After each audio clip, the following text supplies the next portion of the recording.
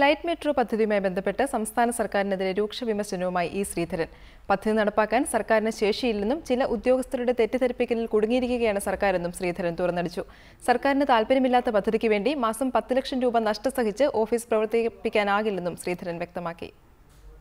Thiruvananthapuram, Kozhikode light metro പദ്ധതികളിൽ സംസ്ഥാന സർക്കാർ മെല്ലെപ്പോക്ക് നടത്തുന്നതിനെതിരെയാണ് DMRC principal adviser E Sreedharan പൊട്ടിത്തെറിച്ചത്. പദ്ധതി നടപ്പാക്കാൻ സംസ്ഥാന സർക്കാരിന് ശേഷിയില്ലെന്നായിരുന്നു ശ്രീധരന്റെ വിമർശനം.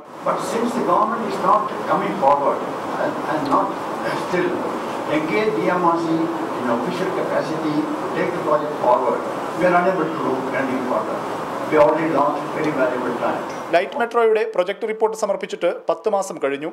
സർക്കാരിന്റെ ഭാഗത്തുനിന്ന് തുടർ നടപടികളൊന്നും ഉണ്ടായിട്ടില്ല. മാസത്തിൽ 19 ലക്ഷം രൂപയാണ് പദ്ധതിയുടെ ഓഫീസുകൾക്കായി DMRC ചെലവഴിക്കുന്നത്. നഷ്ടം സഹിച്ച് ഓഫീസ് പ്രവർത്തിക്കാനാകില്ലെന്നും ശ്രീധരൻ പറഞ്ഞു.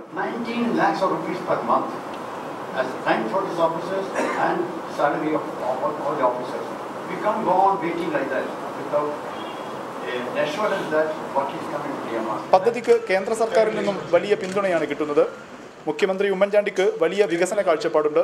എന്നാൽ പദ്ധതിയെക്കുറിച്ച് സംസാരിക്കാൻ തനിക്കും മുഖ്യമന്ത്രിക്കും സമയമില്ലാത്ത സാഹചര്യമാണെന്നും ഇ ശ്രീധരൻ പറഞ്ഞു. റിപ്പോർട്ടർ, കോഴിക്കോട്.